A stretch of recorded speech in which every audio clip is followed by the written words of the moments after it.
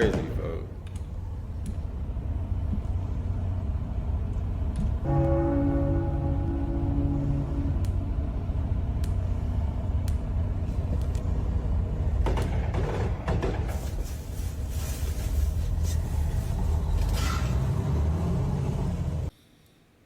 Yes, sir. So we back with another one, the Family TV. So everybody know about that incident that happened in Chicago over there, what, like 79th, 75th? Yeah, I can't remember the exact street. I ain't got too much to say about this, bro. I ain't gonna lie. I just want to get, you know what I'm saying, share this information because I don't really know too much, but I heard it was a lot going on, and I don't like speaking on Chicago politics, folks. I'm from there. I can speak on it. Wins when the family feels. Emotion, this shit sad. These niggas got beef with the bitches. We the ones throwing our ass and getting dick hard. I'm starting to think y'all get you. Stop going laugh and yelling out loud as phones and thinking somebody gonna listen. These niggas make me nervous, bragging on murders. Fuck y'all shooting and snitching. I got something for y'all. Y'all want to hear something? I'm on dig when the girl let my brother listen to him. Hey, you say, I ain't gonna show the lesson. You heard that?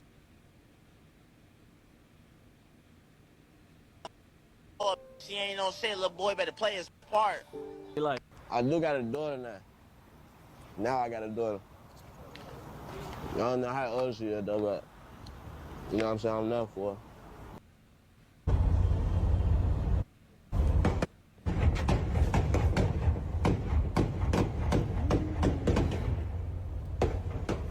Yeah, that's the viral video going around social media right now.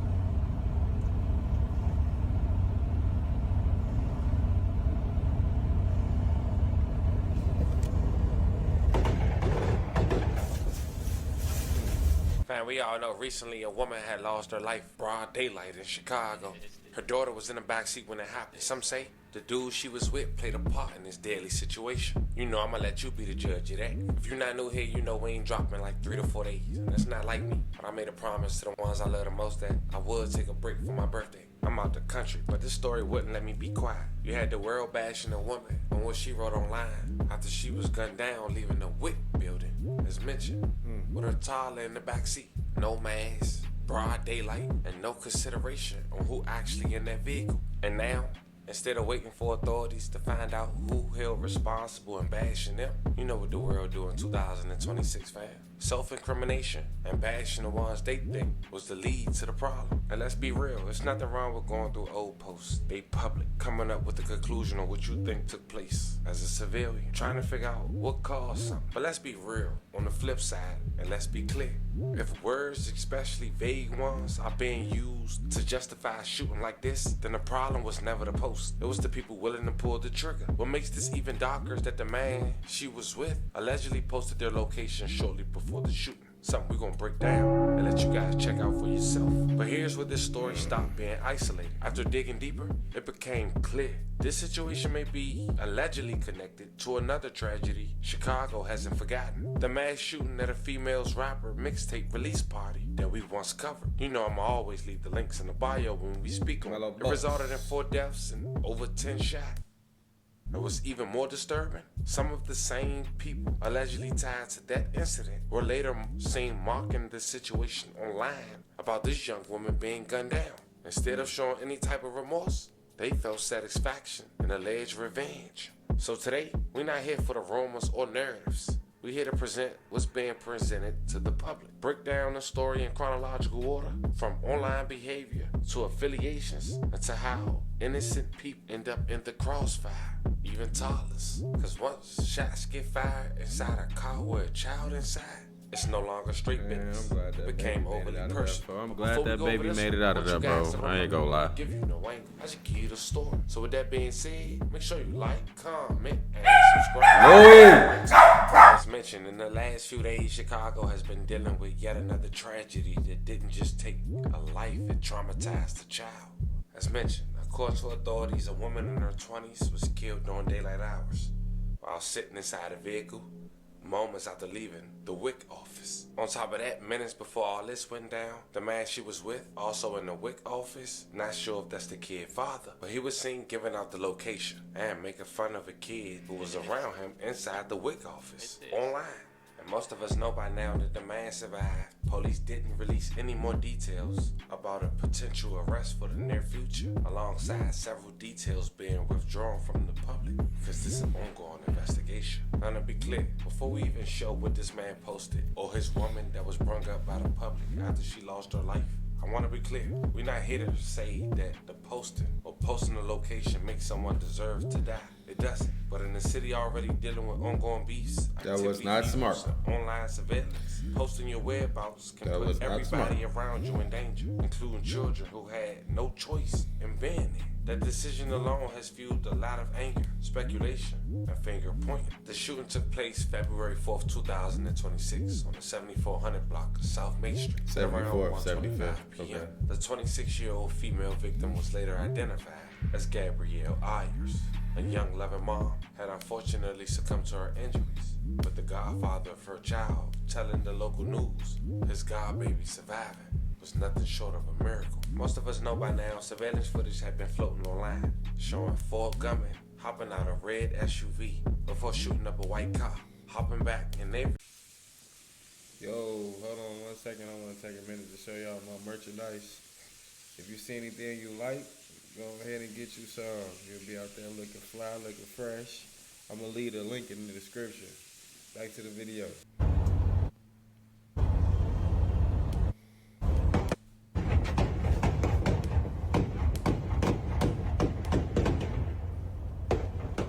Crazy, folks.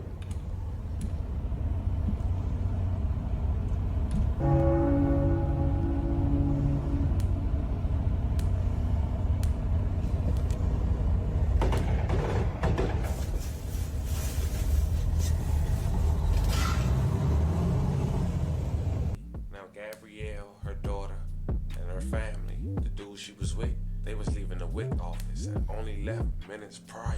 And the only reason we know that is because of the post that her boyfriend had posted online. And that man is identified as Go Money, a man affiliated with the set called Risky Road. Now to give you a backstory on Risky Road in Chicago, it's a subset in the region of 4CH, Four Corner Hustlers and Black Disciples. They reside on the Wild Hunters, mainly on 104th and Maryland. But to understand today's violence in Risky Road, you gotta understand where some of these younger crews came from. Risky Road emerged around 2011 in Chicago, following the killing of Martise Tiskey Evans, a 19-year-old friend whose death deeply impacted the circle. What started as grief turned into retaliation. The block became known as a risk, meaning standing there, driving through, or walking through it carried danger. Over time, young members began feeling that older generations handled Tiskey's death improperly, created beefs and rival groups. Over time, they became known for having well-known rappers affiliated with them. One of those names was Risky Bands, the brother of the young woman who recently lost her life in this senseless tragedy. Never blew his gun, he ain't never scored a bucket, he ain't never got shit done. I'm in traffic with the YN spinning, trying to have some fun. Another name that's been coming up over the last couple of months is YFG Fesso. The real, kid on the TRX lift up. Lucky I ain't fuck your girl, I'm hitting the bitch and a friend will come with her. Now for those who don't remember, Young Scoom is a young Chicago artist whose life was cut short but had an impactful run in the Chicago music scene. The devil at my doorstep, don't let him in my home. My homie died, I'm crying, I'm trying to kill.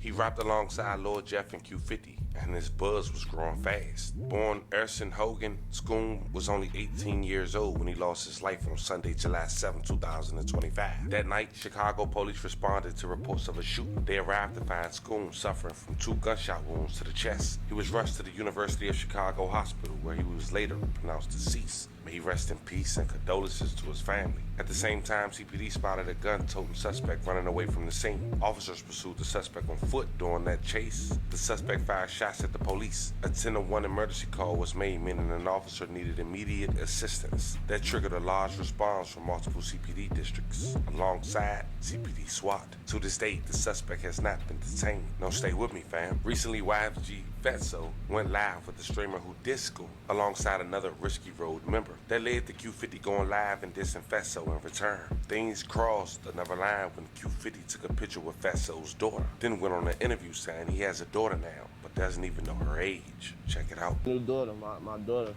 You know, I adopted her, basically. That's what's up. Let's Everybody deserves, you know what I mean? Pops in their life. I do got a daughter now. Now I got a daughter. I don't know how old she is though, but you know what I'm saying, I'm enough for her.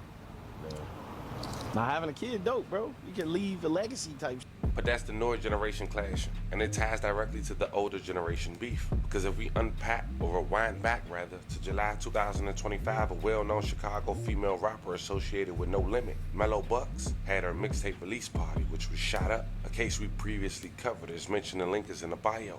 4 dead, 14 shot. They opened fire into a crowd of people leaving the party. One of the victims was Mellow Bucks' best friend and one of her closest associates. Mellow Bucks later spoke out online expressing severe heartbreak. She said her heart ached and that she wouldn't wish this pain on anyone. At the time, no arrests were made and police were still searching for suspects. The venue was later closed by authorities. Mellow Bucks, who was 24 years old, did respond publicly. She also monetized that response, dropping a song many felt was aimed at the younger individuals allegedly involved.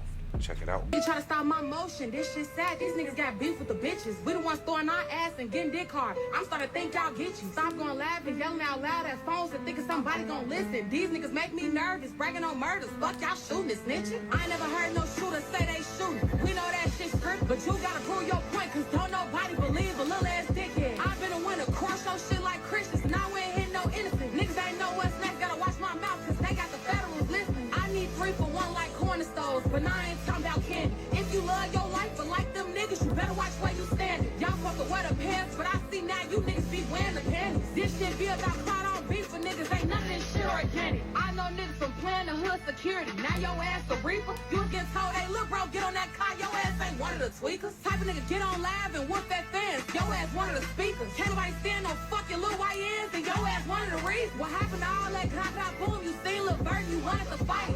After that, people began pointing fingers again, allegedly suggesting individuals affiliated with YFG Festo and Risky Road were responsible for the mass shooting. Fast forward just 8 months later, and what many call a summer of vengeance appears to repeat itself. But before the latest tragedy, the female victim had made an alarming Facebook post. Now, let me be clear, we do not believe posts are what got her killed, but dissing a dead man or woman can bring consequences people aren't ready for. On November 21st, 2025, a post circulated that read, quote, "Let me post her dead brother in the casket on my page." That was allegedly in response to someone trolling her or her family. In context, people who grow up together often call each other brothers or sisters. Around that time, Risky Bands responded to the noise. He said, "I wasn't gonna say nothing at first, but remember, now my sister, now pull up and tweak out for her and my niece. Stop mentioning them." Now fast forward February 4th, 2026 at around 1 p.m., Gabrielle was in the WIC office alongside her baby father and her daughter. She had already left the building, but while still inside, her baby father made a series of questionable posts. In one post, he shared a picture of a child and wrote, "This little boy steady coming by me and tapping my leg. I'm not your papa, my amigo. Stop tweaking." Shortly after, he posted again outside the WIC office. "Don't put me last for no one. I'm going to be the first to risk it all for you."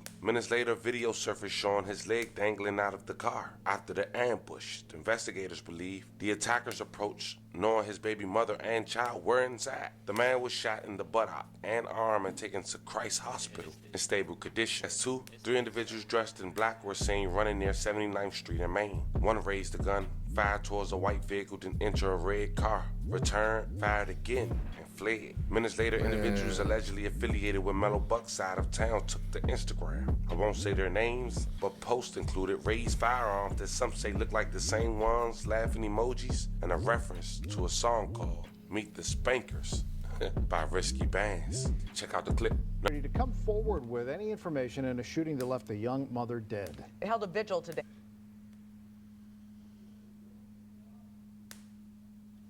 Faith leaders and authorities are calling on the community to come forward with any information in a shooting that left a young mother dead. They held a vigil today in the place where it happened.